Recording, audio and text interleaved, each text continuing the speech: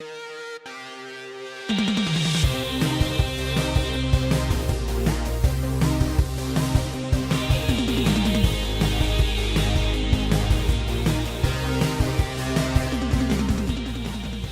and welcome to Meeple People First Edition Episode 1. I'm Sam. And I'm Jamie. And this is a show all about tabletop gaming. This week on the agenda is... franchises. So we'll be talking things Star Trek, Star Wars, Lovecraft, Lord of the Rings, and many more, really. Many more, I guess, yeah. So before we really get into the subject of the week, we're going to hit on a few news topics. A couple of news topics, then we've got a couple each. Should be quite good. We'll see you in a minute. Yeah.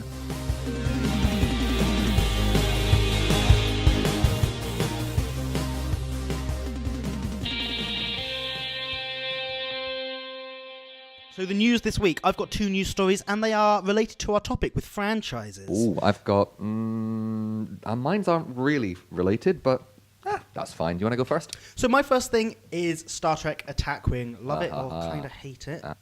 There's a news article about it. Oh, the news article? At least, so we Okay. can chat about I'm not that. allowed to see this, so... You are now allowed to see it. So apparently, WizKids have said it's getting an overhaul. Yes, it is. Which, so you know this already. Well, I kind of know this. I'm going to clarify something here. I've played a little bit of X-Wing.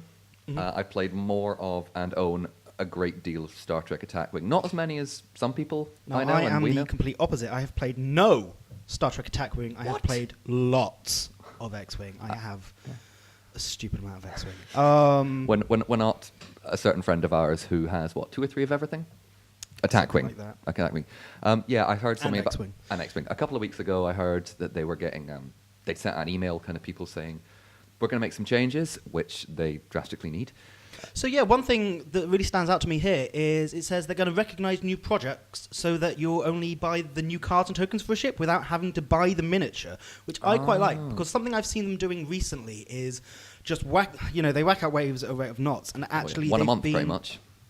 It's absolutely crazy, and they've been selling ships that are already out just with new cards. they've been selling what they've been calling repaints, which are mainly the kind of more the player favorite ships. So you've got things like the USS Defiant, the original Enterprise, known kind of some people as the TOS Prize. You've got the new Borg Sphere coming out, or the old Borg Sphere, and all it is with a new paint job, and all I can keep thinking of is, but she's got a new hat.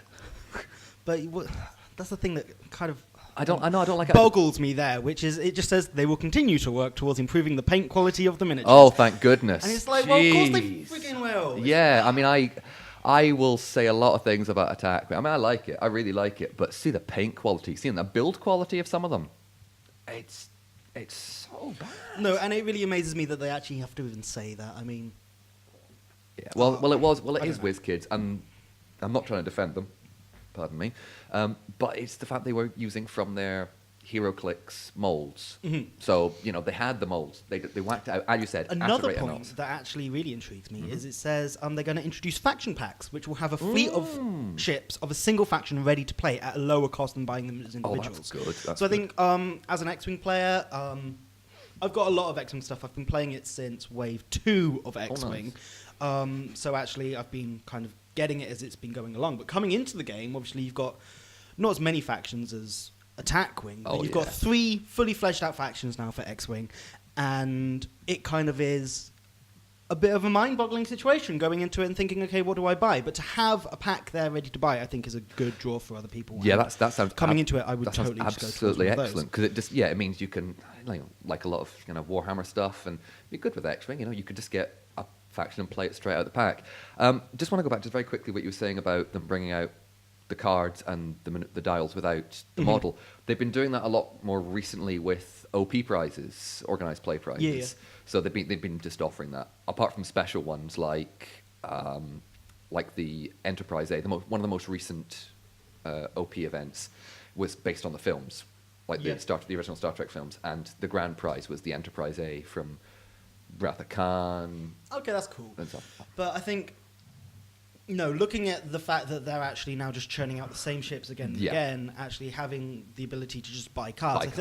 I know definitely for X-Wing, if I could just, without having to spend £10 to £20 on a ship, and, if more Y-Wing pilots came out, say, and I didn't have to buy that ship, even though and then get I just know it's got Star Wars written on it, I would buy it anyway.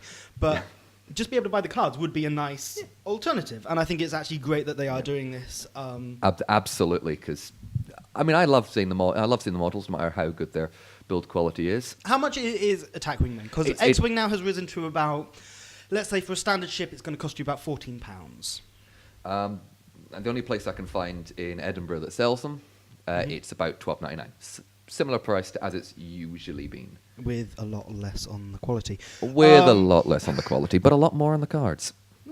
Well, it sounds like actually that's a good step in the right direction from WizKids, and if FFG do something like that for X-Wing, not that I think they will happen because really they just want to make as much money as they can. But anyway, that's my Star Trek Attack Wing news. Okay, Hasbro. They've been running a Indiegogo campaign, basically a next great game contest. Mm-hmm. And the winner was The Plot Thickens, which describes itself as a collaborative storytelling card game where you're telling a story using cards that represent people, places, and things. See, I like the sound of this. I'm a big fan of storytelling games, yes, as are you. Yes, very much. Like Once Upon a Time. Yeah, it sounds very similar. It sounds very similar. But here we go. The more plot points you're able to fit into your story, I'm guessing through cards, the more likely you're able to tell the ending. While the person who gets referenced the most gets to name it. Okay. Which I'm having a look at some have a photos. look. It looks cool. Looks really nice. It looks really nice. It looks like they've got three boxes of games like straight off, which are detective style, I've heard very good things about science this fiction, and romance edition. So you have to buy separate editions of the game. It looks like it. Okay, automatically I don't like that, but still. but to be fair, I think it's okay because genres occasionally it's hard to overlap. You know, the detective one, that's absolutely fine. It's good to tell a detective story. Mm-hmm. Science fiction, I've got no problem with sci-fi. You know, nope. And romance edition. You could cross all three of them technically at the same time, put them all three big together, but it could be very hard to tell a very generic thing. Like Once Upon a Time sells itself on you're telling a fairy tale. Yeah, I played it the other day actually. Oh, I did. And see, the thing I find with storytelling games is it really depends on the group of people you're playing with. Aye. And you know, the group was fine. Actually, I think we got it out because there was someone in the group who hadn't played it before, and they quite liked storytelling games, and we just kind of gave it a little go. And we had actually just finished playing Deception, Murder in Hong Kong. Oh, I need to talk to you about that. We'll talk about that later. After that being kind of actually a storytelling game in a sense. Very vaguely, yeah. Well, we kind of, I don't know if it was meant to be, but we kind of turned it into that, and it evolved into that for us, which I really enjoyed about it. But actually, so we got out Once Upon a Time afterwards, and we had quite fun with it. It kind of shows its age now in the sense that actually there's not much. I don't know. One person kind of just runs with the story for a very long time, and there's no real sense of it ever getting anywhere. So I don't know what the Plot Thickens kind of adds to that or changes that. I've only played Once Upon a Time once. Mm-hmm. I'd agree. Yeah, it's one person kind of running away with the story and then trying to tie it up ridiculously quickly if they don't have any cards left, while people are eagerly looking for like a tangential word they might have that's related, so they can jump in. But I think it also depends on, obviously, as you said, depends on who you're playing it with. Because the one game I've played, there was about 5 or 6 of us, and it, straight away it was talking about farts and incest. See, I was do that. You can tell the mentality of the people I was playing with. We had like a dragon who turned into a bit of fire to escape some well or something. Oh, that's nice. That's really nice. Weird, and then it turns out he wasn't a dragon; he was a human, and it made no sense in the world. Oh, no, we had the greatest thing. We had the Ogre Book of Bookie Book. That's quite nice. That's quite nice. But yeah, the more dirty-minded people turned up for that. But I enjoyed it. It was okay. I think that's the thing with storytelling games. Yeah. Like, because there is no real. Obviously, it's just a structure to. It's just a system, like an RPG. You can do what you want with it, and actually, who you have on that around that table is really going to influence actually your enjoyment of the game. It's not like I know this is a really bad example, but it's just come to my head. Go on, I'll stop your head. It's not like Monopoly, where you've got a thing in front of you, and that's all you can do with it. Yeah, no. Or like a lot of role-playing games, which I love them, and I always describe it to people for the first time as going, it's kind of a collaborative storytelling game. Yeah. Because you're all sitting together, you're all telling story. And in some ways it is, but you're really more You're trying to tell your story. You're not trying to tell a story with everyone else. The GM is telling a story, and everyone else is kind of along for the ride, and they just kind of change bits and pieces. They can go off on a huge tangent and disrupt the GM's answer, and that's fine. It just sometimes that happens. Obviously, the more railroady GMs. Anyway, I'm digressing. Okay, but then 7th C Second Edition. Mm-hmm. Sorry, I love it. 7th C Second Edition. It seems to bill itself as the closest thing I've seen to a collaborative storytelling, because the players have a lot more leeway.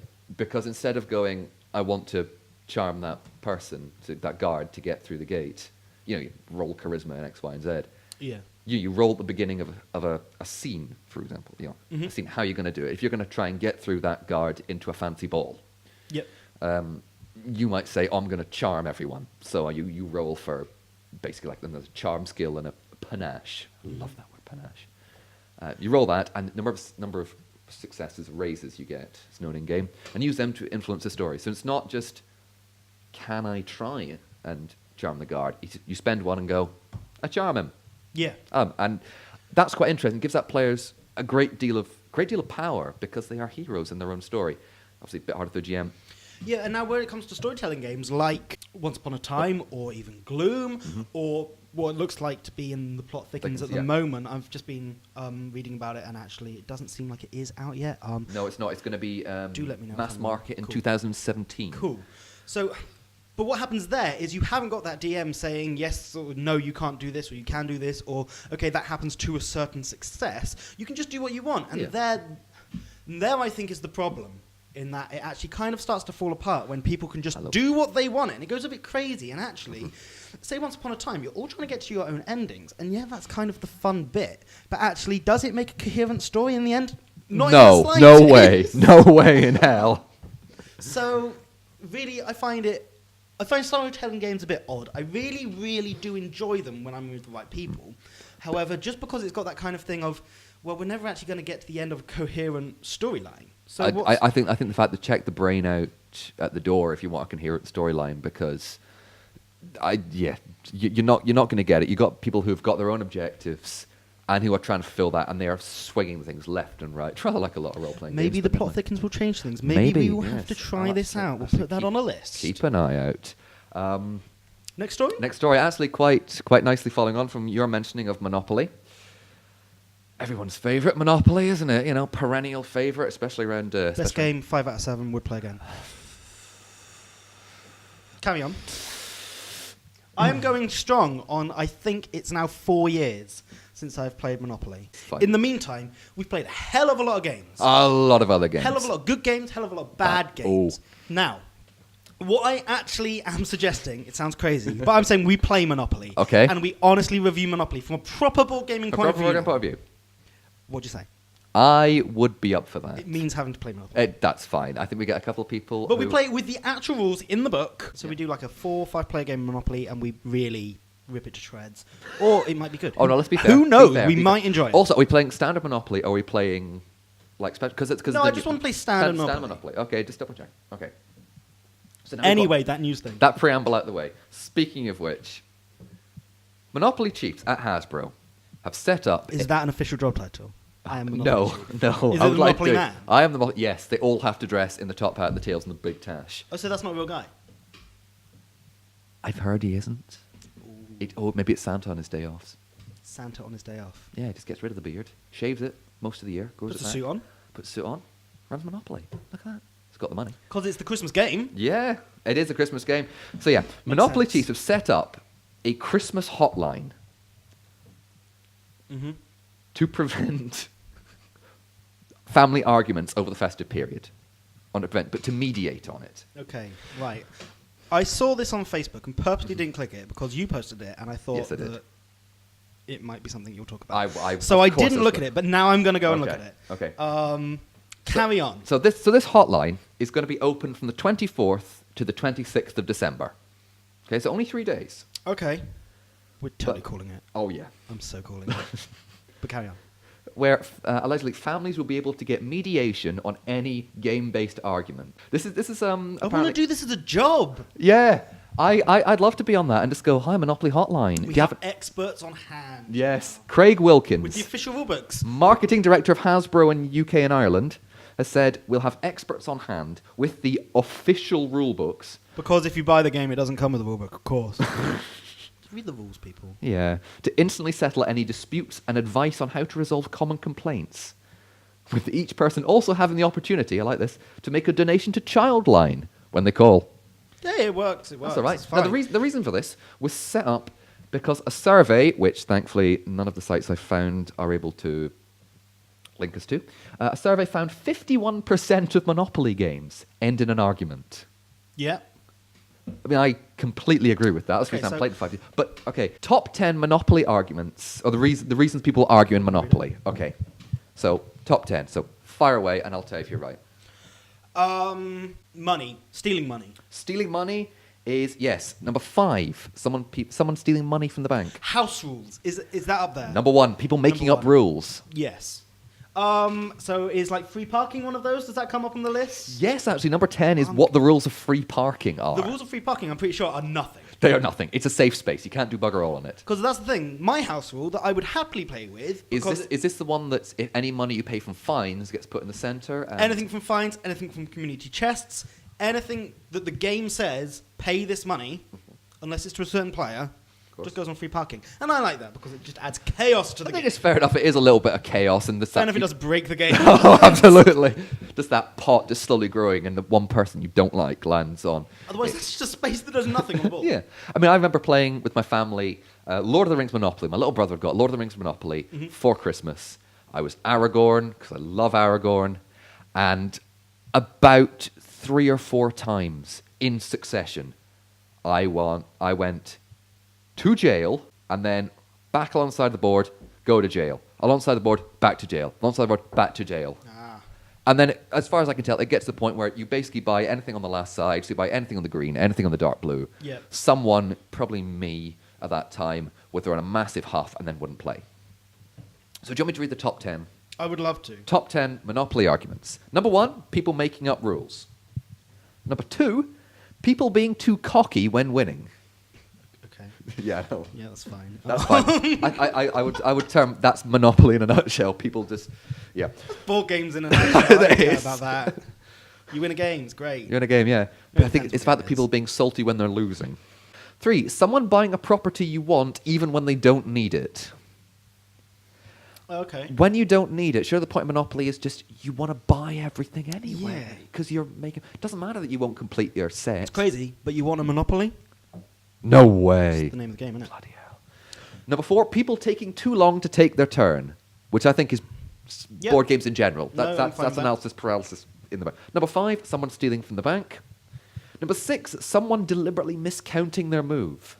Number 7, funnily enough, who gets to be the banker? Okay, yeah, I'm not bothered about that. I just happily just let everyone take money. I don't really mind.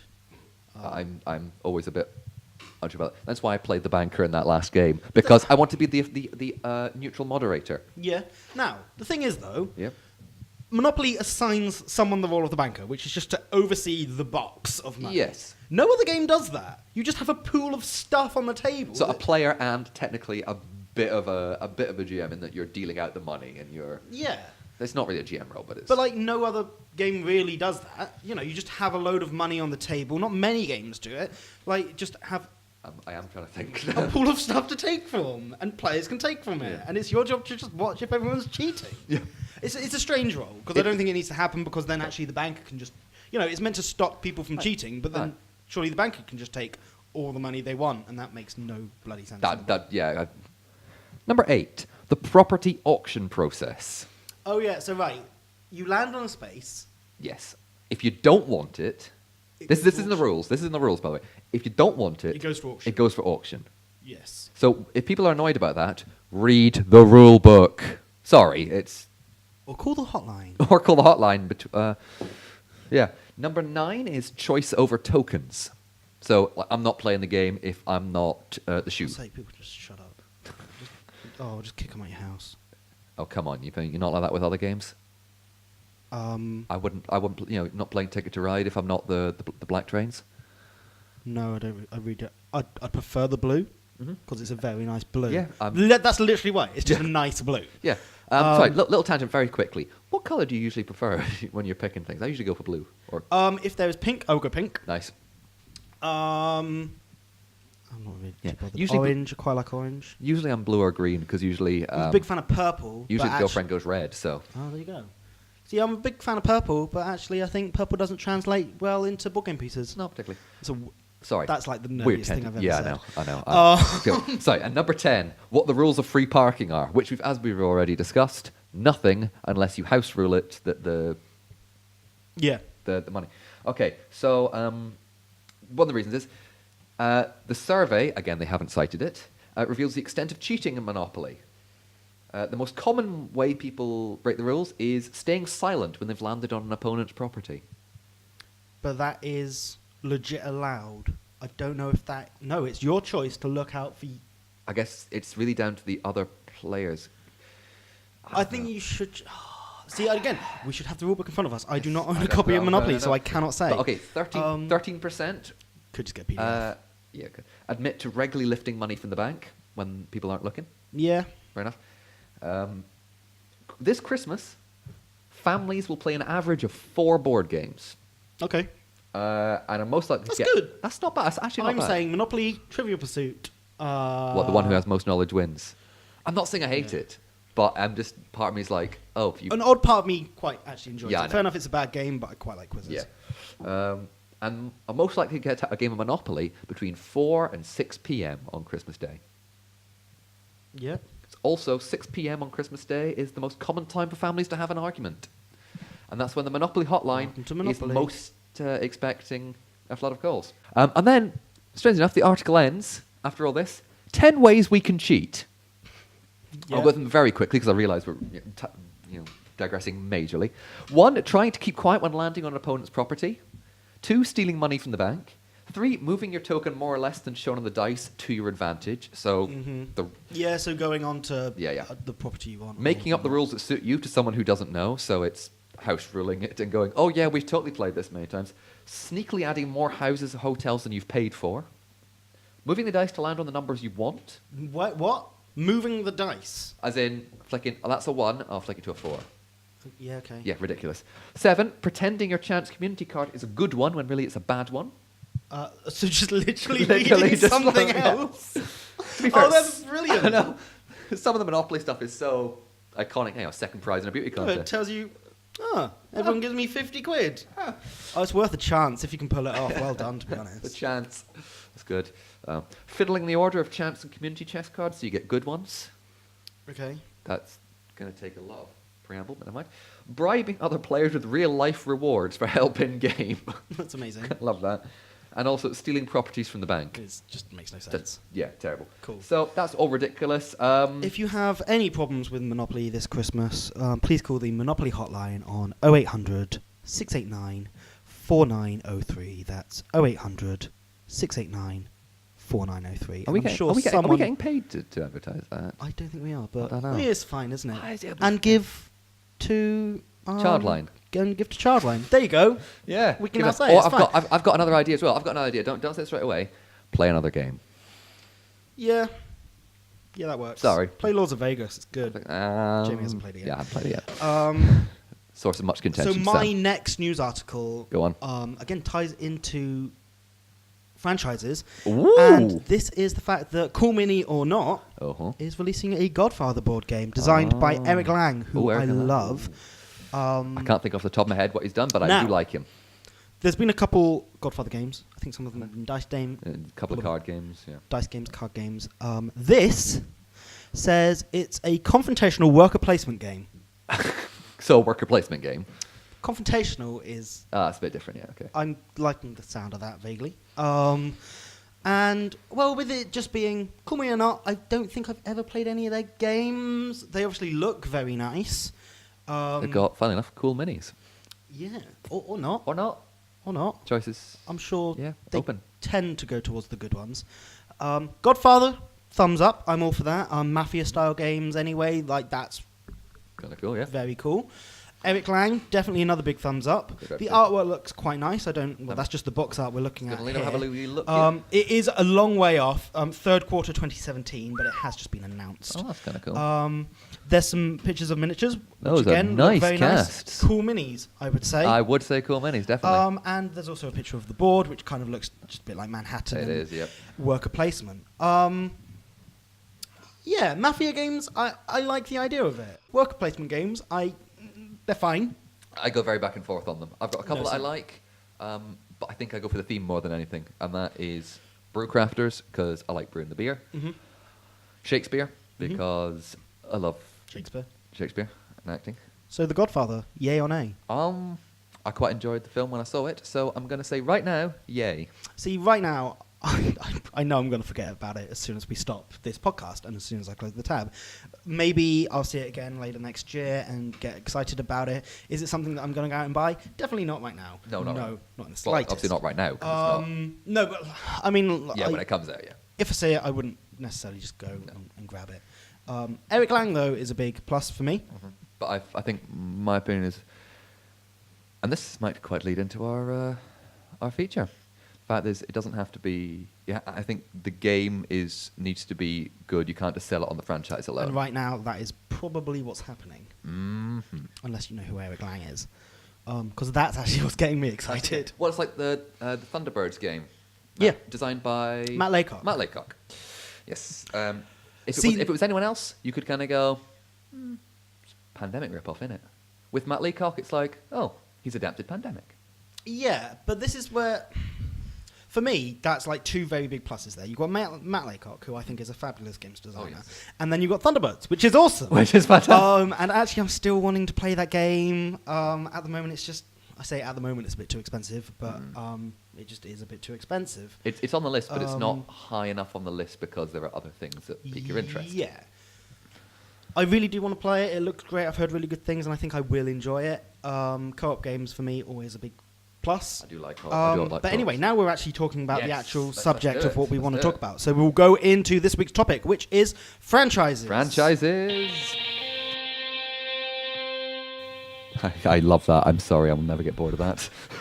So, franchises, right. So we're talking about licensed products, really. Yeah. Things that are coming from film, TV, books. Established franchises, yeah. Yes. And does that make a game good? Does it really big up the hype of the game? Or, like what I was saying with The Godfather there, what's actually exciting me about that more is the fact it's by Eric Lang.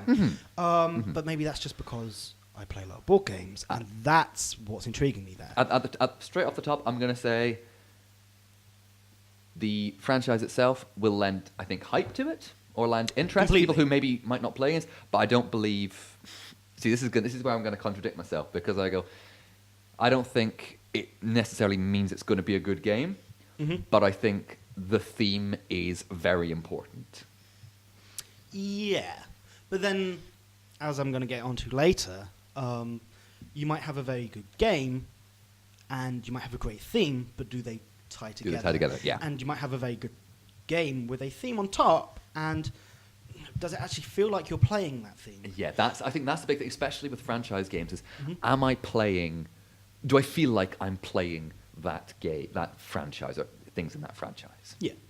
So, what I'd like to kind of get onto straight away is who I kind of think are almost the kings of franchising board games. Can I guess? Yeah. Do they have a lot of cardboard stuff? They've got lots of cardboard. Yeah? Usually in their boxes. It's Fantasy Flight, isn't it? It is. It's Fantasy Flight, You're not just guessing that because it is just on the computer screen in front of us. To be fair, I didn't see that. Oh, fair enough. Anyway.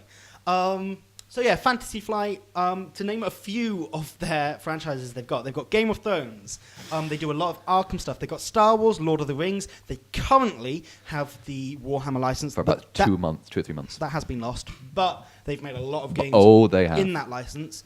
They've also done the Battlestar Galactica game. They've got the Doom license, they've made a Doom board game. Ooh. And they've also got XCOM as well, to name... a few of what they've done. It's not like you've got that on your shelf or anything. No, it's a great game. I have not played Eric it. Lang. I have never XCOM'd video or board in my life. It's good. It's very good. Is it based like Ghostbusters except there's aliens and you get stuff done? Kind of. We're digressing now. Digressing but ridiculous. it's Okay. fine. We're talking about board games. Board games, franchises. So XCOM, the way it works is it's a co-op game. And what you might think of XCOM, actually, the video games are very real-time strategy. So it gives you basically a grid layout, like Descent or Imperial Assault and things, and you move your troops through that, and you're fighting aliens. When, obviously, the board game was announced, people are wanting that aspect of the video games. They're wanting to play that. And it doesn't give you that. Okay. What it gives you is it gives you 4 roles. That is, I think, chief kind of officer overseeing XCOM as an organization. Right.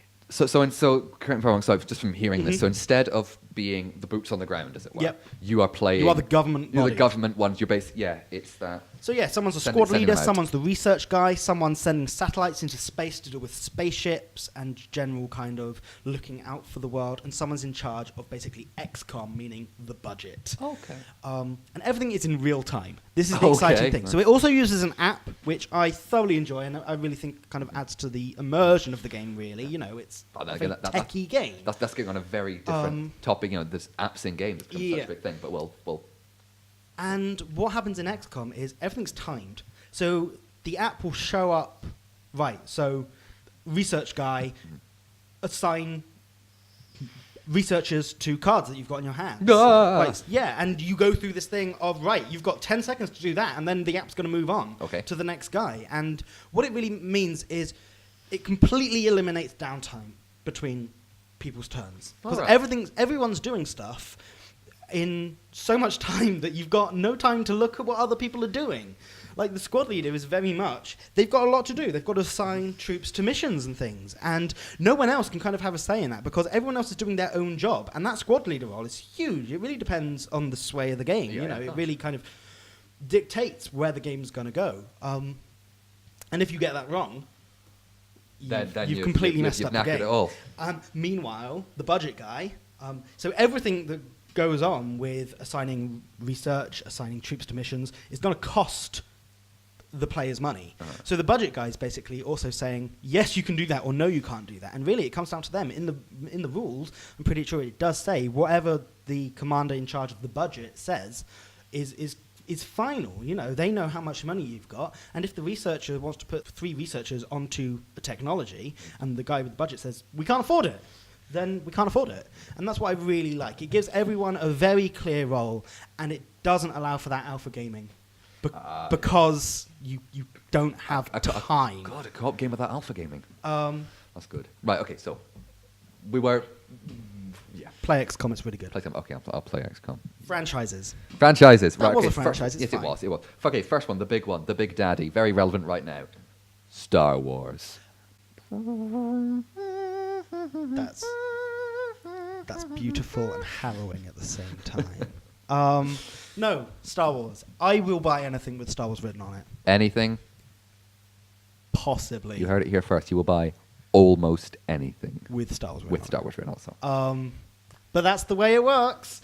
That's Star Wars. It's a license to print money, and luckily, it's in very good hands at the moment. Well, Fantasy Flight has quite a good stuff with it. A lot of things. So the first thing they really did was it with the Star Wars license was the X-Wing miniatures game. Which has been running from, I think, 2011, 2012. I got into it Wave 2. It's still going. I've poured too much money into it. But you have regrets? No. Okay, then. That was a very awkward no. That was a very awkward no. But no, I do love the game. That's a really fine. good game. I'm enjoying it greatly still. Don't play as much as I did, but I really do enjoy it when I do. And didn't it not knock GW out of... It is now the most successful miniatures game at the moment, I think. Yes, it is number 1. There we go. Miniatures games around the world. I think that is. Attack Wing is also up there as well, though. It is up there, but to be fair, that's WizKids going. That system that you guys have, that you took from something else as well. We really like that. Can we use it for Star Wars? And I went, yeah, tweak it a bit. That's fine. Okay, but now we'll get to Star Trek in a minute. But now this is actually a point that I want to mention because I think it comes into actually the whole point of what we're saying is. Does a good game and a good franchise go together? Yes. So the X-Wing system, I think it's called the Flight Path system. It's the Flight Path system. So it was built off of a game called Wings of War, Wings of Glory, Wings of War, which was FFG, I believe, and it was World War I dogfighting. Now, this is the key phrase here that I want to point out. It is dogfighting, which fits into Star Wars brilliantly because you've got little one-man fighter ships. So, for that reason, having TIE fighters and X-Wings flying around and whatever else you want really works because they're doing... It was originally Wings of War, and then it became Wings of Glory. Oh, there you go, so it was both. So you've got X-Wings and TIE fighters flying around, doing very tight turns, tight loops, shooting each other, blowing each other up. And it really, really works because they're very fast-paced dogfighting very nimble things, yeah. Now, what Attack Wing's done, it has taken the exact same system and moved it onto capital ships. Well, they have tweaked it a wee bit. Okay. It's not going... They've not solidly ported it over. There's been a few changes. But at least very early on as well. So those changes have come since the Corsair, at least. But they have just made it capital ships. It's essentially the same movement system. Same movement system. Same attacking system. Yes. And really, that's where the main mechanics of the game lie. Yeah. Fair enough, you can do whatever you want with upgrade cards and ability to upgrade ships and whatever. But actually, it's in movement and shooting. Yes. And that's the same. Yes. So yes, these capital ships are moving like a TIE fighter. And that doesn't happen. No. And it shouldn't happen. It's quite a simple system. Yes, it's kind of silly going... The USS Voyager has a forward arc, and it's got a back arc only for torpedoes. Then, if you were trying to do it more like reality, it would be every ship has or every Federation ship anyway, at least has mostly a 360-degree arc, which would then break the game ridiculously. That's what I mean. It's fair enough you can enjoy the game, but does the game really relate to what you're doing? I don't think it does in that sense. And if you just made it dogfighting, it would. But then dogfighting in Star Trek isn't really... There's really not really dogfight. I mean, they have brought out fighters. I've got a beef with fighters as a game mechanic anyway, but I won't get into that here. Anyway, we need to move on from We need to move on. Okay. Now, we're talking grand scale strategy Galaxy strategy. Galactic strategy is better, right? This is a two-player game. Or four, but... Or four, but you're playing a team, so you're essentially just four people playing a two-player game. Anyway, no, and I really, really enjoy Star Wars Rebellion. It also links into Lord of the Rings War of the Ring, that we'll also talk about at this point. Again, another franchise, same kind of game, two-player grand strategy. Yeah. And really, what Star Wars Rebellion does... Have you played it? I haven't played it. We need to. Yeah, because I know that you and Ross have played it. I have played about 5 games of Rebellion now. And I've also played about 7 games of War of the Ring. So I'm quite into both of them, playtime-wise. And overall, I like Rebellion more. Now, so what they both really do is just have you playing through Star Wars or Lord of the Rings, that story, each respective story, and it just throws you into the theme of the game, really. So in Rebellion, one person plays the Empire, one person plays the Rebellion. The Rebel Alliance, yeah. And the Empire has to find the Rebel base, and that's how they win. The Rebels have to accumulate a certain amount of...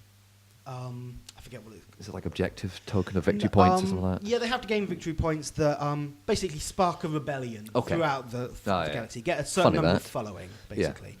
Yeah. And it does that really well. Okay. And it does it really nicely. Obviously, with Fantasy Flight, you're talking about lots of miniatures in there. I've seen the miniatures. It's a huge board, and it's really nicely presented. And what's really nice is, though, that you get those... My favourite thing about games is when you can walk away and you've got little stories to tell. Not maybe like D&D, where obviously that is a story-based game, but actually where a board game, where actually what you're looking at is kind of abstract. There's nothing to really give you a story or something, but really you can build that yourself and you can take that away. So, we had Mon Mothma got captured, and then Obi-Wan went in to save her, but suddenly... So he saves her, but then Darth Vader turns up and captures Obi-Wan. Which is a nice thing that you can feed into a storyline. Yeah, you can kind of... It's the game doesn't give you that story, but the players make it themselves. There is the end point, which is either the Rebels win or the Empire win. Yeah. But it's how you tell your version of the Star Wars story, kind of thing. And there isn't obviously anything that gives you flavor text or anything particularly, but... you're free to kind of come up with those stories yourselves. On the other game, so War of the Ring, I was playing a game where... So moving into Lord of the Rings, ever so slightly.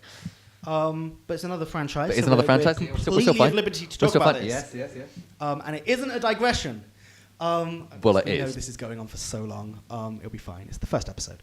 I think so Lord of the Rings, War of the Ring, very similar thing. You've got someone playing the forces of evil and the good forces, so the Fellowship and all the free peoples. We all the free people of Middle Earth. And it really gives you that chance to do your version of the Lord of the Rings story. Fair enough, there is like an optimum route to Mordor. Yeah, obviously, I never found it. And obviously you're going to Mordor, so there's a definite kind of end place that the Fellowship wants to be. Yeah. However, you can use whatever route you want, and you can kind of use whatever people you want. You know. And then, yeah. I mean, the only time I've played it was against you, and I was the good guys, and you were the bad guys. Let's put it as simple as that.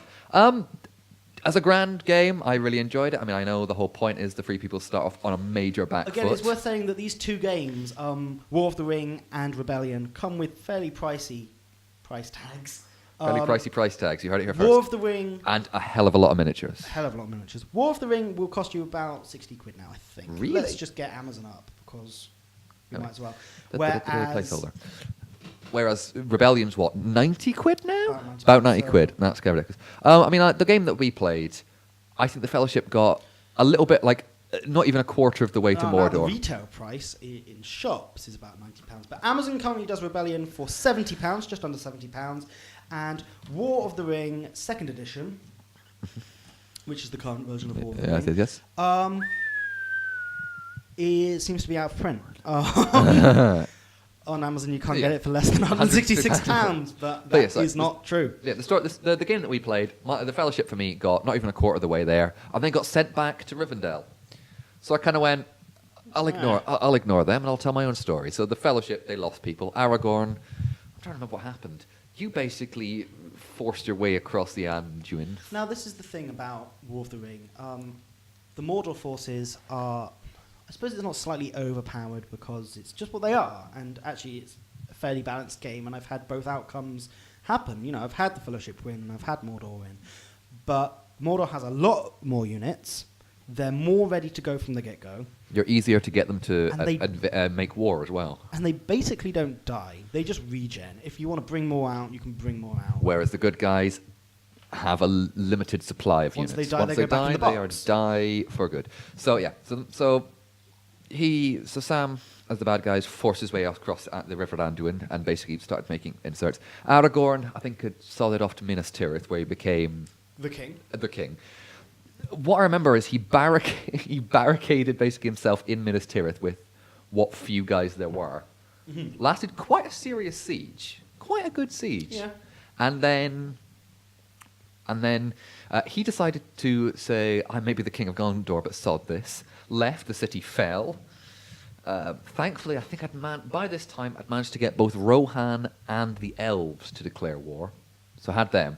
And basically I won, amazingly, by achieving the military victory, which is holding 4 or 5 strongholds? Yeah. Something like that.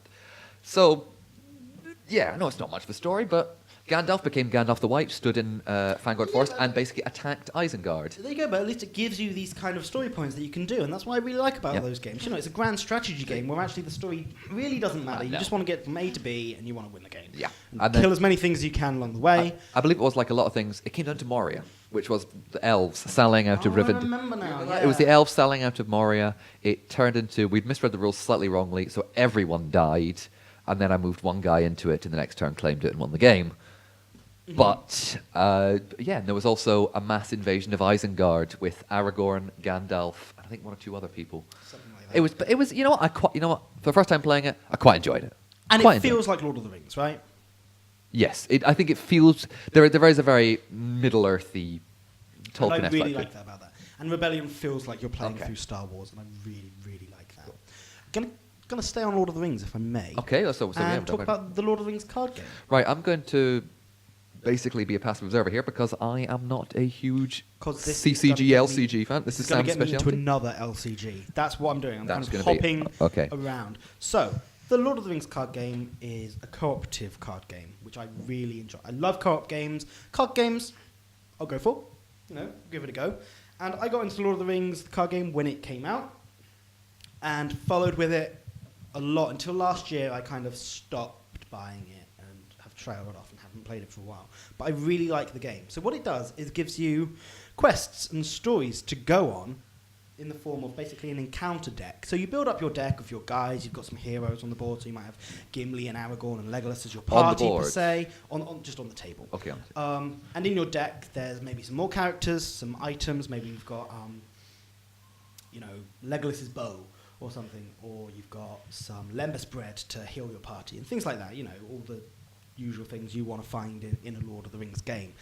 And then it gives you a full storyline to play through from start to finish through different packs that you buy. They're expansion packs. They come with a few player cards, but really they give you missions to do.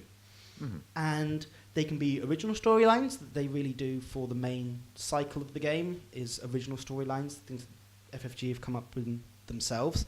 And then as kind of one-off boxes, they give you saga expansions, which are the books. So they've done The Hobbit, and they're now getting to the last box of The Return of the King. Okay. So they've gone all the way through the Lord of the Rings. How long has this been out, by the way? This has been out a good many years Okay. now. Just double checking. Many years. Since about 2011, I think. Oof, back in the old days. So it's been going a long time. And I've had a lot of enjoyment out of the game. However, the one thing that I don't like about it is that once you fail a mission, you've got no choice but to do it again. To then move on, which sucks, really. Yeah. You've had a hard time maybe playing 1 to 2 hours of a game, only to think, well, shit, we've got to do it again. And we've got to win this time, so do we have to rebuild our decks? Do we have to rethink our strategy? What are we doing wrong? And you just kind of have to keep hitting at it, really, until you've won that quest and can move on to the next part of the storyline. Which does suck. Now, Matt Newman, one of the two designers of that Lord of the Rings game, has now gone on to make Arkham Horror, the LCG.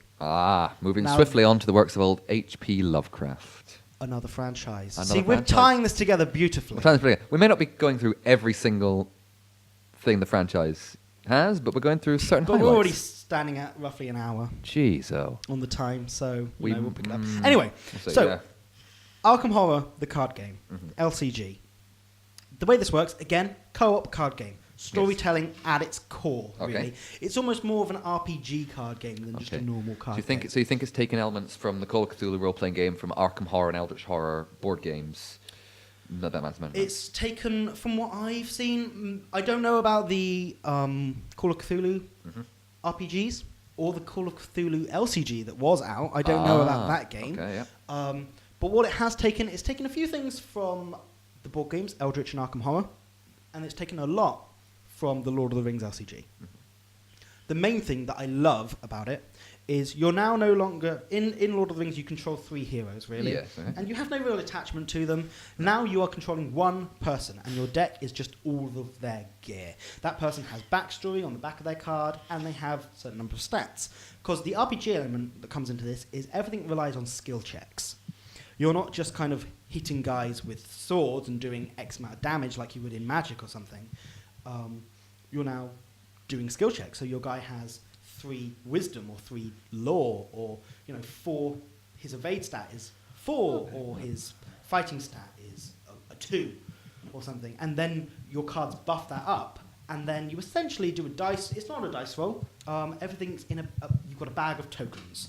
Yeah, I've seen you play this. It's the kind of almost mystery bag, and it's like pluses and minuses, and then minuses of very bad stuff. There's like 2 pluses in that bag, maybe. Depends what difficulty you're playing on. But what I so much enjoy about this game is, no matter how you do, there's a resolution to that mission. Okay. So you might win the first mission really well. You might get the best outcome, and then it tells you the next bit of the story. So it gives you more flavor text, more story text, and says, add this card to your deck. You gain X amount of XP, because you can then change your decks using XP, and there's higher level cards as well that you're not allowed to include in a level 1 deck. Okay. So there's some way they will write in for you to no matter what the outcome is, to go on to the next mission. Yes. I like Now, this. It sounds that might interesting. be as simple as you don't get that many XP. You know, it might say, well done, you win, it was the best outcome, here's 6 XP. It might say, you did bad, guys. You just get the XP that the cars that you defeated say you get. You done messed up, son. What's also nice is, this is weird. We're talking about a card game. Do I go into tiny spoilers? I don't know how much you mind. Of The Arkham LCG. It's kind of more talking about mechanics and just an example of how something works. I'll be honest, I don't know if I'm going to play it, but I think that's just my predilection to not being a fan of card games like LCGs. Go ahead. To play it, because I will it play being story-driven, I think you'll really like it. It being Cthulhu, I think you'll really like it. Yes, I am a bit. And also, you're playing Lovecraft. a character. It really doesn't feel quite like a card game. You know? Okay, so it's a mixture You're of card game and searching- RPG. Yeah. That's actually piqued my interest more. So, one thing that came up was the second mission of the core set campaign is you're around town looking for cultists. Yeah, the cultists are just everyday people around town. No, as yeah, they the usually are. average everyday investigation time. And at any point in that scenario, you can drop out. You can just say, look, it's getting too late in the night. I don't want Okay, to you risk can- myself any further. I'm just going to step back. Okay. Now, then you write down the list of names who you found out. Okay. And you also list the names that you didn't find. Now, in the next quest, Any ones that you didn't find? you come across their ritual site. And any you didn't find are there waiting for you. Oh boy. And that's really nice, the fact that it's got this play between scenarios, and it's got these things that link together, and depending on how well you do in this one, it's going to affect the next game. Yes. And it evolves in that sense, and actually gives a sense of replayability. People are saying, oh, so once, you know, because there's spoilers in a card game, which is an odd thing to think about, actually, you know, people have said, so now that we've played through that, is that, you know, we can't play that one again. Well, it's like... Well, no, because you can try it with a different character. It's like playing. For example, just playing video games. It's like you've played that level time and time again. No, completely. Why can we never play that level again? Well, you could. You could play it with a different character, try a different play style. You know. Yeah, and also what I kind of think is, okay, so I've played Ticket to Ride. I know how that happens. Can I play that again? The thing is, of course you can. I don't think that's fair though. Ticket to Ride isn't Because the there isn't that same. story There isn't a narrative in Ticket. There get is a what you background mean. narrative. There's you know. It's like playing something like Imperial Assault, for example. Again, keeping a franchise, Imperial Assault, and I haven't played it. Yeah. I've seen people playing it. It looks quite good. I played the full campaign from the core Full set. campaign for the core set, so you can talk more about it. But I'm sure, that, as I said, full campaign. There's a lot of narrative there. Could you, though, go back and play that again? You can. Would you? Because it has that branching Storyline narrative. element. There we go.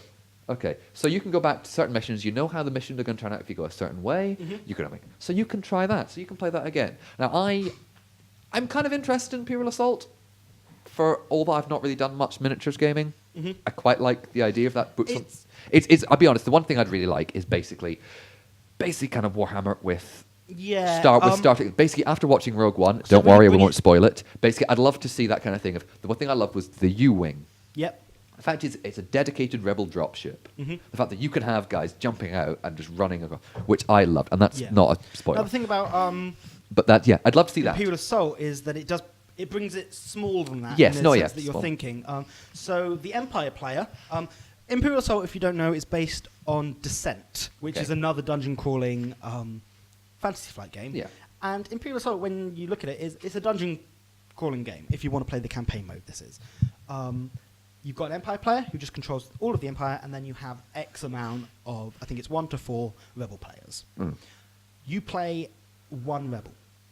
You do. You have your guy. Okay. Who then levels up, they've got a whole deck of upgrade cards, whole deck of experience And it's cards. a generic soldier.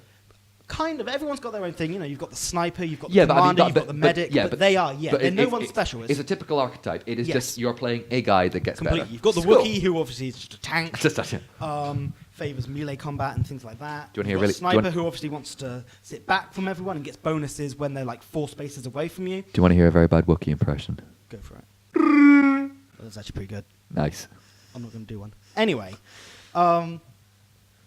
and yeah, it gives you that chance to level up your guy and really become you. So there is a pseudo Jedi in the core set who, at the beginning, basically just has a stick literally has a stick as their weapon. And I was the Empire player, and we had the Jedi in our campaign. And at the beginning, they're not very scary, to be honest. I'll be honest. But No. as they level up, and by the end of the campaign, it was, I'm not going to put anything close to your Jedi, because I know you can hit it with your stick and kill it straight away. You can force push it if it's within range of you and things like that. And it got to be a very scary character, and it really became a Jedi. It developed that aura and built which is onto really it. nice Okay. to see from that game. But that's a good thing. But the point is, you have that branching narrative. That's good. Mhm. You have that narrative that you can play through, and you can play through it again. So I think people who are saying, "Oh, is that it? Can we play it again?" No, yes, you can play it. Try different things. Try different characters. Try going somewhere else instead of going into the basement. Go to the attic. Yeah, no, completely. The only thing I saw when you were playing it was you do actually have to go to both places. Yeah, I know. And that's but what someone said to me. I know. But the fact is that you can still choose to go to one place first Yes, and then the yeah, other, yeah. and that's going to affect it. But yeah, I had a point, and I can't remember where I went now. Moving on very quickly. So you went obviously we've mentioned it, Arkham Horror, which I haven't played, which have enough expansions, probably taller than I am, and I'm 6 foot. Eldritch Horror, which I quite like, haven't played it very often. I've got it. So I've played 2 games of Arkham Horror, one with like 7 people. I wouldn't recommend. It was alright. I hadn't played many games at that point. This was years and years ago, and I enjoyed it to an extent, but found the downtime a big thing. Wasn't too involved in I the think that story. might be larger player counts. Completely. Yeah. Played Eldritch Horror for the first time the other month and absolutely loved it. I thought it was a great game. I think it's really good fun. I like that feeling. I like the globe-trotting element. You know, you've got these investigators going around the world trying Now- to... And yes, bad stuff will happen. Yes, I know that people have said, oh, it's got to be so generic. Yeah. Bad stuff happens, which is, it's understandable. But I still like that.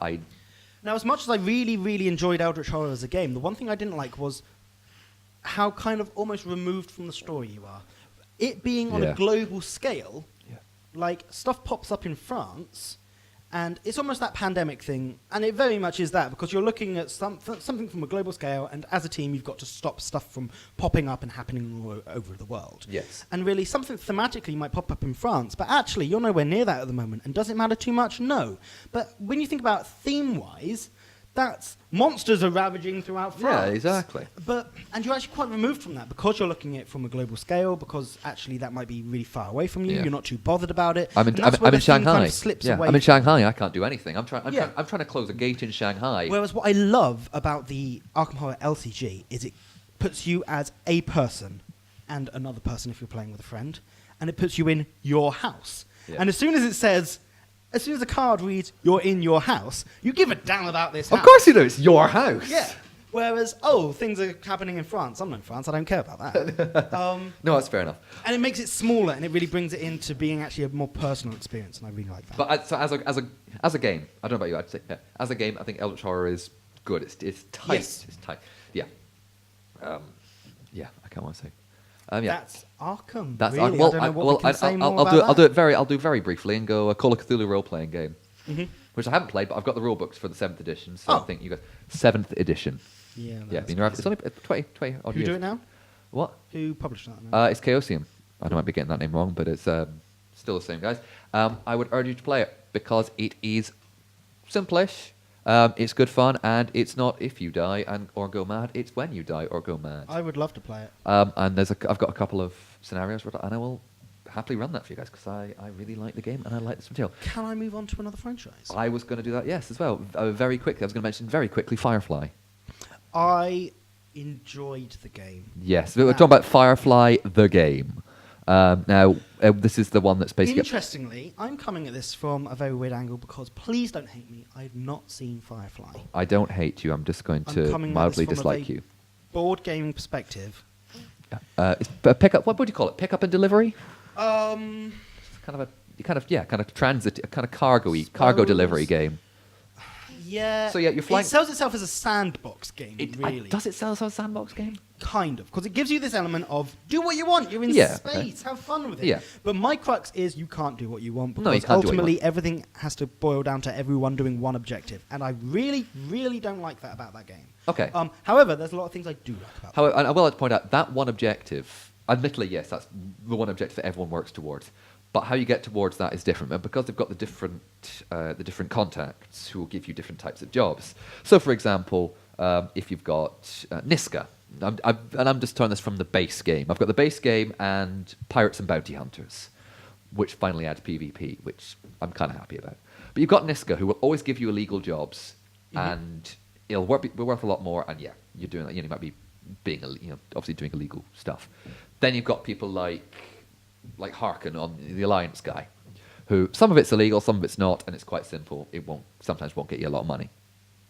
But I like the fact, it's your story. It's how you deal with how you make your way through the verse. If you're going to deal illegal jobs with Niska and Badger, then you're going to do all these illegal stuff, and you're going to be run across with freight. And then if you want to be running mainly legal jobs, now, yes, I get what you're saying there about you can do what you want, but it's not. But it's not what you want. You can do what you want, and you can do illegal jobs, and that can get you more money than doing illegal jobs. And legal jobs are obviously a lot easier to do, but pay less. But ultimately, you're all Working going jobs, towards but the same same objective. Yeah. And it's like, well, I can be a bounty hunter, but what does it matter in the end? Because we've all got to do the same That's true. thing. No, I completely now, agree. The way I think I prefer it to work is you can do what you want, and that gets you X amount of victory points. Yes. So every illegal job you do gets you 3 victory points and gets you a lot more money, but they're harder to do than legal jobs that gets you 1 victory point each and less money. But you can do more of those because they're legal, and everyone's fine with and everything will be all right, yeah. And just say, you're all aiming towards 20 victory points, whatever. And then really you can do what you want, and anyone can win. I actually would completely agree with you. I think that's fair enough because, the one we played was 12,000. It was a simple one from the base game, so you're working towards 12,000 credits or dollars or marks, whatever it is. And then, it's just then and up to there. Whoever gets it wins.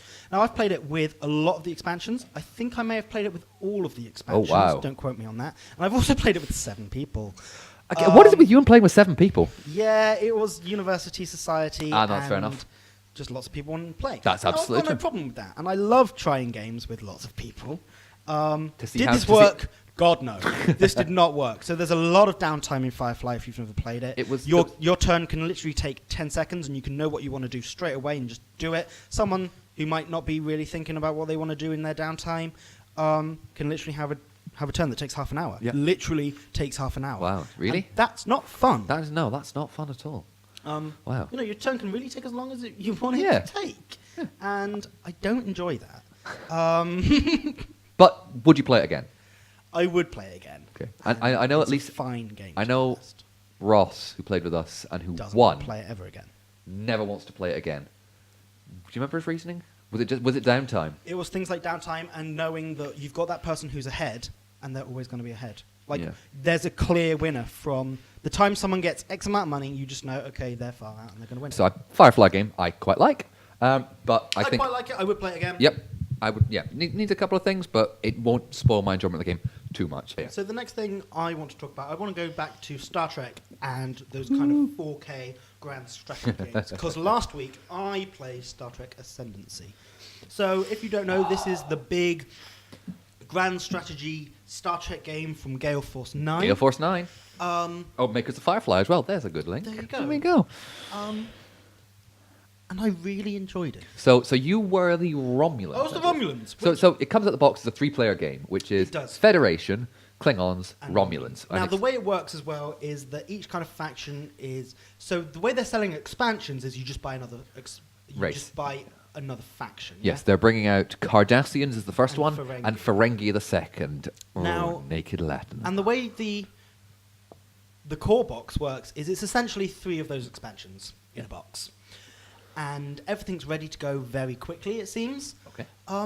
And yeah, I was the Romulans, which I've got no attachment to in the slightest. Didn't really know what they were all about. I know it's got like Sneaky backstabbing. Yeah, sneaky backstabbing, and that really did come into it. To be honest. Did you feel a bit? Not the backstabbing, but the being the sneaky. Oh yes.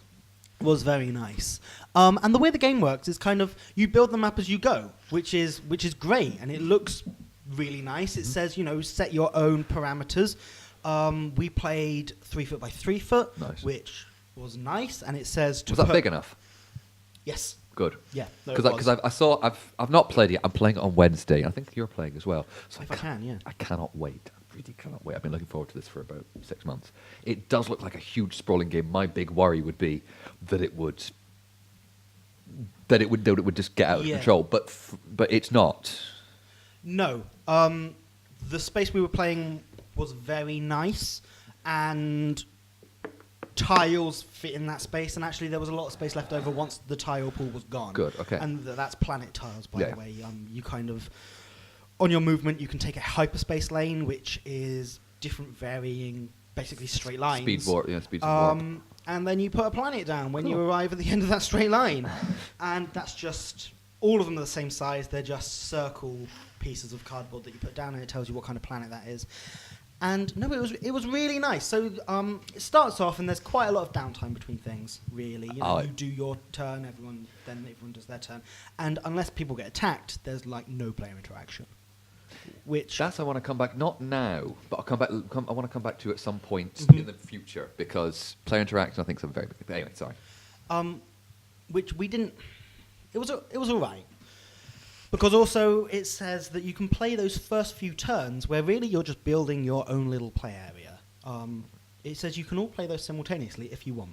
Now we didn't, because we just wanted to kind of talk each other through the game and know what we were doing. As the first time you want to Yu-Gi-Oh it. So Yu-Gi-Oh-ing is explaining things extremely loudly and extremely clearly, so everyone knows what's going on. I like that. We shall use that more. Yes.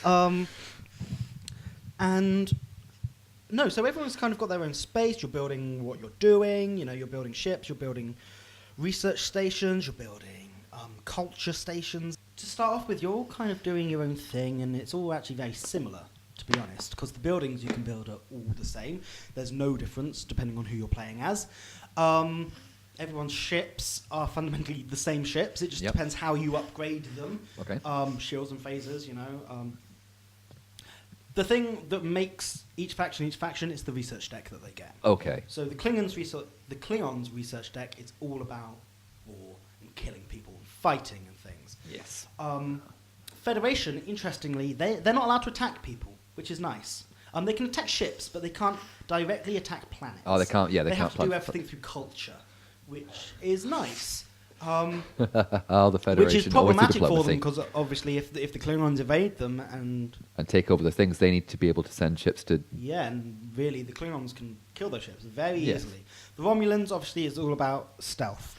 So the game's got a mechanic where as soon as you run into another player's ship, no matter how much your movement value is for that movement... It ends. You stop.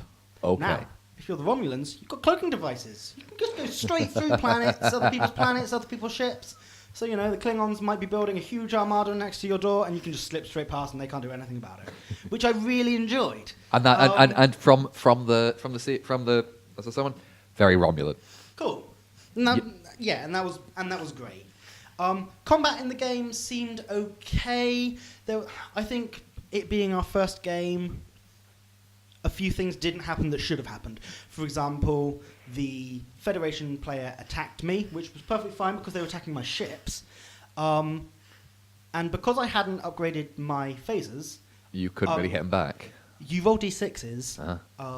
There's basically like no modifiers. I was hitting on 7s. I literally couldn't hit them because I'm rolling a d6. There is no 7. But then that was almost my fault because I didn't know...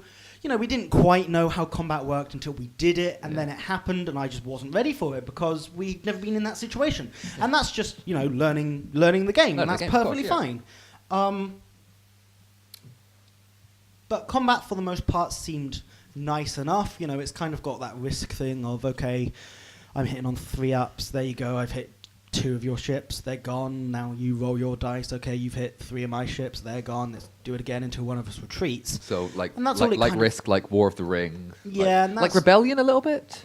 A slight bit, yeah. Slightly. So Rebellion tried to tweak it. The Rebellion system for combat is... Sorry, jumping back to Star Wars. It's fine though, isn't it? Yeah. Well, they're all in space, isn't it? It's all in space. Yeah. Star Wars, Star Trek, what's the difference, right? One was a long time ago, so Star Wars is a direct predecessor. Yeah. There you go. That's the difference, nothing else. No, and so Rebellion I found nice for small battles, but as soon as you were saying 5 ships plus, and those ships might be all different ships, it got a bit bit brain ridiculous. hurty. And But whereas it doesn't seem that in Ascendancy it's one type of ship Yes. and that counts. Yeah, This ship yeah. can stand for anything. yes. Cool. And it was a nice game, what's the theme there? I think it was, from the people I was playing with were two very big Star Trek fans. They really liked it. The guy who bought the game as well. So the game was about, I think it's around 60 to 70 pounds. Yeah, about 60, 70 pounds. And he was happy with spending that money, Well, obviously he bought the game in the first place, and then actually we played it, and he said, yes, I'd get some expansions. And actually I think it would be nice with a fourth player, just to mix things up again. And have that extra bit of uncertainty of what's going to happen, and more room for actually to expand the game and to meet new people, and more player interaction. And more player styles as well, because I know the Ferengi are obviously very different from say the Klingons. Obviously they are. Now, but I'm playing it this Wednesday. I'm very interested in it. I don't really mind who I play as because I like all three of them. I'm hoping to get the game for Christmas or buy it if I don't get it. Cool. So I'll see how it goes. Now everything I've said so far has been fairly good. Yeah, generally. My downside to the game is the same with Firefly. Which is? Right. No, actually no, because there's two ways of winning the game. Uh-huh. First way, military victory. Yeah? Military victory says control 3 players' home worlds. So basically you have to destroy the other two. In the core set, destroy Kronos. the other two. If you were the Romulans, you'd be destroying Kronos and Earth, or Yes. occupying. Yep. And that can happen. Uh-huh. It can definitely happen for the Klingons. Definitely happen Of for the course. Klingons. Would be a lot harder with the Federation, but that's completely their play style. And that's completely thematic. If they're able to talk their way around it, fantastic. And that's thematic. Yeah. Romulans, I reckon, could do it just about. Federation, they'd be able to take on. Klingons, maybe not so much. Sorry, I'm eating. So that's the military victory. And that's fine. The next one, and this is how people are going to win the game really, is you need 5 ascendancy tokens. Now those tokens, each ascendancy token will cost you 5 culture tokens. You start the game with 1 ascendancy point, 1 ascendancy token. So you only need 4, basically. Yes, so you need 20 culture. At any point in your turn, you can trade in 5 culture tokens for an ascendancy token. You can only do that once per turn, so you can't just accumulate 20 and spend it all. So really, what it boils down to is who can get the most culture points. Okay. Which makes sense because, you want your race to be the best in the galaxy, so you want the culture to be out there and you want people to know your culture. But really, again, it's kind of that issue of, not that it presents itself as a sandbox game, but it really presents itself as grand strategy. Go about it however you want, but ultimately you're just, again, going for that same goal of controlling culture nodes. However, compared to Firefly, you at least have the option of a military victory. Whereas in Firefly, you can't have a military victory. No, there is one victory. There's one victory in Firefly. Yeah. Whichever mission card, because there's a bunch of mission cards in Firefly. Yeah. Anyway, but it is always the same one. It was the same thing. It's like, yeah. Whereas, as you said, you've got a military victory or you've got a cultural victory. And at least that's something different. So you can see that someone's going for a cultural victory and you might just sweep over with your Grand Armada. Yes.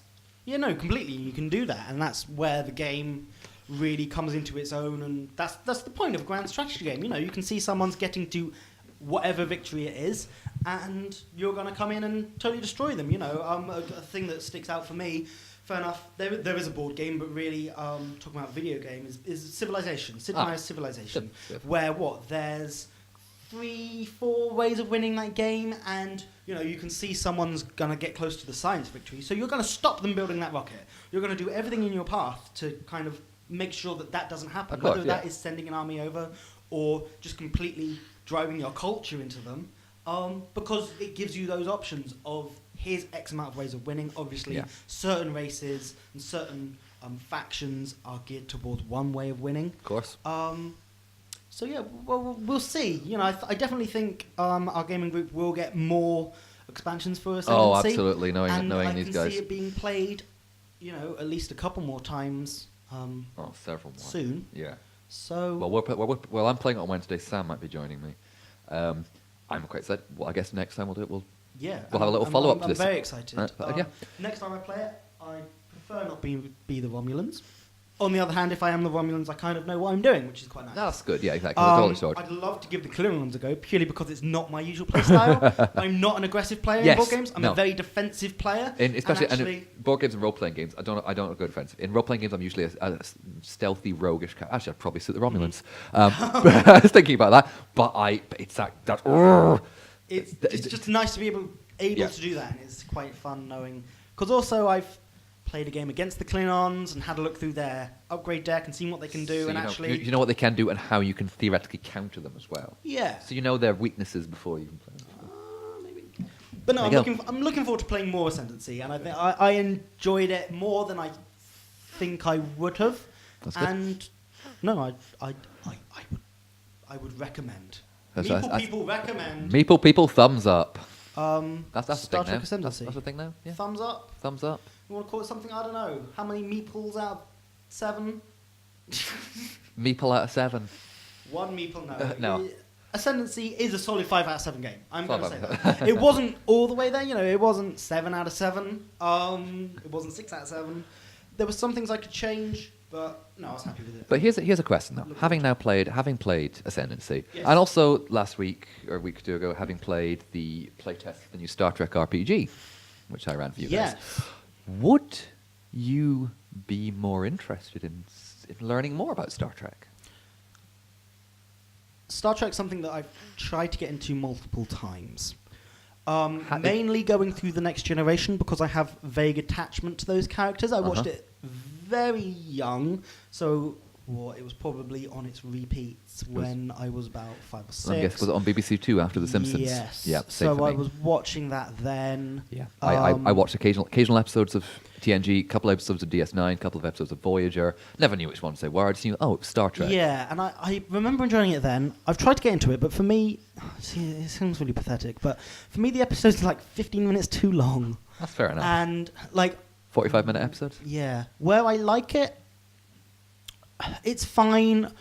If I'll ever be a huge fan and watch everything, I don't know. I don't dislike it though. No, I know. It was never are you going to be a huge fan? It was does it inspire you to try and get more back into it? Maybe from a different avenue. Possibly. Maybe. That's all I'm But we're digressing from board games. But we talked about TV there, so we're going to go to film. Going to do a film. Now. Yes, this is one that's going to be slightly contentious. So this is a game that came out last month, I believe. Like that, a month or two. I can get. It's all right. Don't worry about it. It's a game that came out a month or so ago. Had a lot of hype, mainly based on the intellectual property that it belonged to. That game was Labyrinth, the board game. Jim Henson's Labyrinth. Jim Henson's Labyrinth, the board game. Now, the fact that it was termed Jim Henson's Labyrinth, the board game. Mm-hmm. I was initially a little bit hesitant about it. Yeah? Because it came out 23rd? almost direct. Probably when this episode goes up, it wow. was literally a month ago. Wow, nice. So yeah, and a friend of ours, she loves it. She loves Labyrinth. Now, I'm a huge Bowie fan, but I admit to never seeing Labyrinth all the way through. Oh my God, what's wrong with you, Sam? No. There's just so much I haven't seen. There is so much. I watched... Played all the games. I saw Labyrinth when I was at primary school. Mm-hmm. I never saw the end of it because I think we had to go away or I had to go and do some musical instrument you still thing. have never seen the end of it? I've seen the ending since, which is just ridiculous. But yeah, there was that interest. So our friend had heard this board game was coming out and she was very excited. And I was quite excited too because it's Labyrinth, it's quite cool, it's quite trippy, it's quite 80s. The board game came out, friend was very excited, and then about a week later... Now the game looks good. Like, the aesthetic of the game, you open it up, it's got a very nice board. The artwork is kind of there. On the cards, it's not there at all. It's all screenshots, which I really don't like. That's always I've got a problem with. And it actually goes back to a little bit of Firefly as well, which a lot of the stuff is shots from the TV show or the film. And, like, all the Star Trek games basically use... does Ascendancy use a lot of... Ascendancy... Yes, it does. Okay, that's fair enough. And Attack Wing uses a lot of screenshots. It does use a lot of screenshots. See, what I really like about Fantasy Flight, even though, fair enough, a lot of their stuff doesn't actually use stuff from films, like Lord of the Rings, it doesn't use that at all. It because film license. That's a different film. But say Star Wars, obviously you've got a whole load of screenshots you could use, but they don't. They do hire artists, which is great. That's very Even cool. if it is just drawing a shot from the film, it gives it something else, and it gives it another level of production value, really. Yeah. So Labyrinth. So the board, I think, it looks quite nice. It looks okay. I mean, it's like kind of pastely. Miniatures are fine. Lots of. They're fine. Some of the moulding's all right. They're fine. That bulge, though. I didn't say they were good. I said they're fine. That bulge. That bulge. The board does have lots of David Bowie faces on it. Mm-hmm. So that's kind of a nice wee throwback. And then you get everyone. So the point of the game is everyone is playing a different good guy character. It's co-op. Co-op. Sorry, yeah, co-op. So and everyone. You're all trying to get to the centre of the labyrinth. And Sarah has to defeat Jareth the Goblin King. Yeah. Now this can play up to 5 people. Yeah. Okay. So 4 people. So I would say never play it with 5 people. That's my first thing. Never play it with 5 people. Yes. Quite simply because 4 people are playing the 4 main character, which is Sir Didymus, Ludo, Hoggle, and Sarah. The 5th player plays David Bowie. And all that he does is, whenever you draw a card that says roll for the bad guys, you roll for him, and you move the clock marker. It literally says if you control Jareth, you move the turn timer, and that's like the biggest fuck you to any. We're allowed to swear in this. I've been reining in my language. Oh no, because this game just set me off. Right, triggered. Oh dear. No, it really is. And fun enough, in the game you have 13 turns to find the entrance to the Goblin Castle. 13 turns. Oh no, you do. Yeah, 13 turns because it's 13 hours. Yes. 13 turns to get the Goblin, get to the Goblin Castle, defeat all the Goblin guards, and then defeat Jareth. And essentially, so there's an encounter deck where every space you land on, you pull out a card like you would in something like Talisman. And you pull out a card and it says what happens on that space. And it's going to be something from the film. In the bottom 10 cards, you hide the card that says the key to the gate to the centre of the labyrinth. He isn't here. And you're just looking for that. You're scrolling through the deck. You're working your way through the deck until you get the card that lets you progress. So and I understand why it's not going to be like the first card. Oh, it's there, fine. That I can get. Mm-hmm. That I can get. If it was in the last half, yeah, maybe. But we played it. And I was Sir Didymus. Yep. Because I like Sir Didymus. I played it 4-player. How many did you play? 2. Oh, you played 2. So yeah, so I had there's 4 of us. But it's worth mentioning when you play with any less than 4 people, you always play with 4 all people. the characters. Yes. So in a 2-player game, we were essentially just controlling 2 people each. Technically, you could play as a 1-player game. It's a co-op game. All you're doing is really rolling dice against an AI. You just play all 4 characters. Which again is another downside to the game. It's no. And every character basically has strength, speed, and wit. I think it's something like that. That's good. And they're different, and they correspond to different dice. So you've got a D4, a D6, a D8, a D10, a D12, and a D20. Yes. So classic polyhedral dice. So Didymus, I remember, had a D12 for movement. So you roll that and you move space around. And it basically is, Talisman's the best description I've heard compared to. So you draw a card, and it'll be something like, the fiery things, the one that looked, it was the stuff they that attack you, oh no. Oh no, they come at you. So test wits. So you roll. So if you're by yourself, you roll the dice, and then someone else rolls for the enemies. So the enemies have a D12, let's say, and you've got a D6, and you've got to beat their roll, and that is literally gameplay. I think you win. You win ties.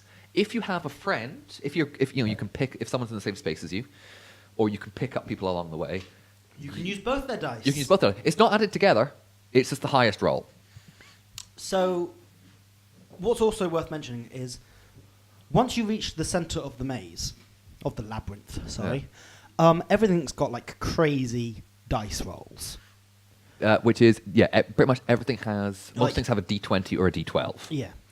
There are no chances throughout the game for you to improve your dice. Yeah, rolls. like Talisman, you destroy enemies and you get things to increase your dice for your attack or magic or something like that. But in this, no, it's if you're... if your fight skill is a D6, it will never be more than a D6. Yeah. And you have what's known as willpower as your kind of life points. Yeah. If you run out of willpower, so if you fail too many tasks, you go to the oubliette.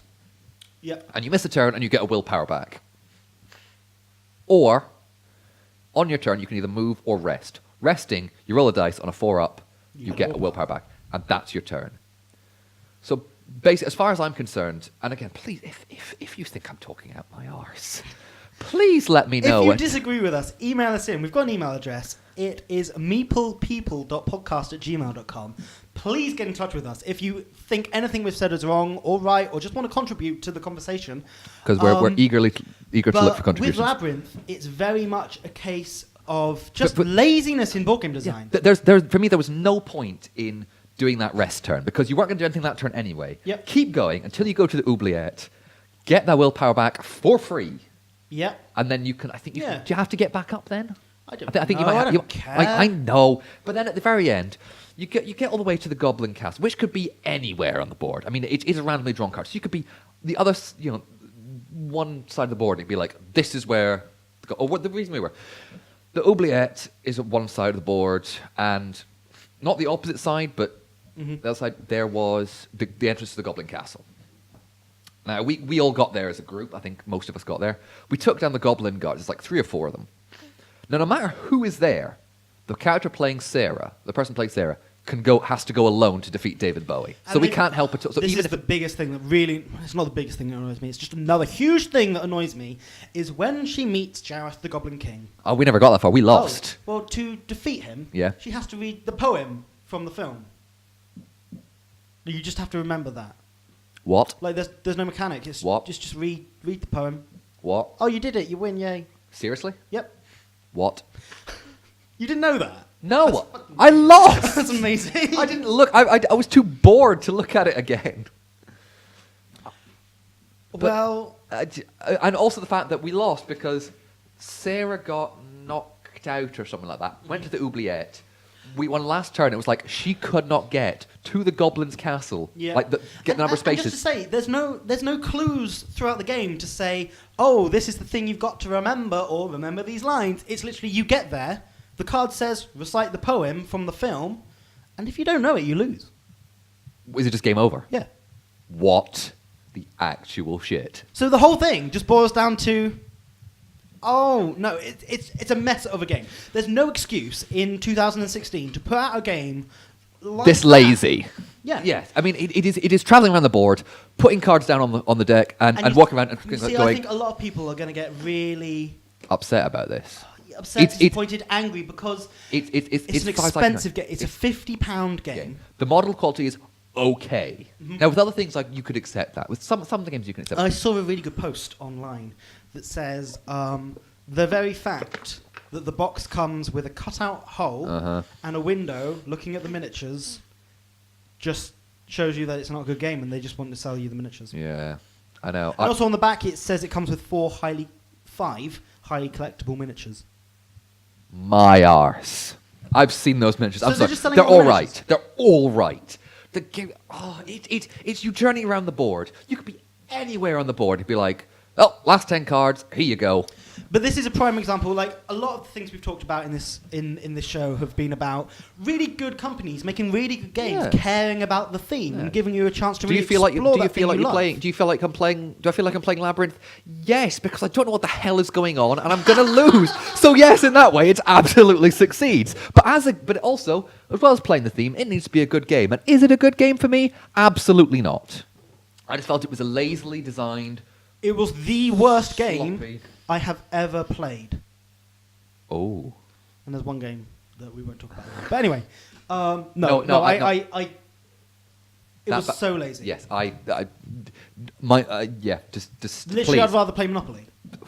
Yeah, actually, I would. I've suggested playing Monopoly today. But no, I would agree. Stay away from the Labyrinth board game. If you get anything from this podcast at all, apart from the fact that I like Star Trek, Sam likes Star Wars, and we're going to play Monopoly at some point. And do not play or buy Labyrinth. Actually, you know what? If someone's got a copy, play it. Play it. But really, that's all we've kind of got for franchises, or what we've got time for. You know, this has gone on a lot longer than we kind of expected. Anyway, it's time to move into the very last segment of the show. Which is hopefully going to be running, and it is... that is something we like to call Pandemic. So welcome to the last segment of the show, Pandemic. Oh, yeah. The idea is we each bring a board game-based joke or pun or something to the table and just have a bit of fun. Try and lighten the mood at the end. So, have you got one? I've kind of got some in mind. You got some? I saw one Okay. earlier that I quite liked. Okay, I'm not going to lie. I've got a little. I preface this by saying I went to Reddit and Board Game Geek and I found a bunch of them. The ones I liked. Okay. What is the worst part about playing Ticket to Ride with new players? I don't know. The training. That's lovely. That's good. Speaking of that, do you know what the Beatles' favourite board game is? Would it be Ticket to Ride? Turns out, Pennsylvania edition. Who knew? They just like the stocks and shares. They find it really good. It's all two of them. All two of them. They love it. Yeah. I've got another one. I'll Go on. We'll end the show on this. I'll only do one more. What does a gamer take for an upset stomach? Meeples? See, I said Meeples, which I think is quite good. No, the one I've got here is Settlers. I like that. That's not bad. We will leave you on that. Yes. If you have any correspondence, if you think we're talking bollocks about anything, if you want to, you think we're talking right about certain things, yeah, just email us in at meeplepeople.podcast@gmail.com. And if you want to send us any games as well to review Yes. or talk about or rip into, please do, because that would be great fun. Yeah. And just remember, this holiday time, be careful with your Monopoly games, people. Yeah. And if you do have any problems between the 24th and 26th of December, please call Hasbro's Monopoly hotline on 0800 689 4903. That's 0800 689 4903. Stay safe out there. Goodbye, everyone. Merry Christmas. Merry Christmas.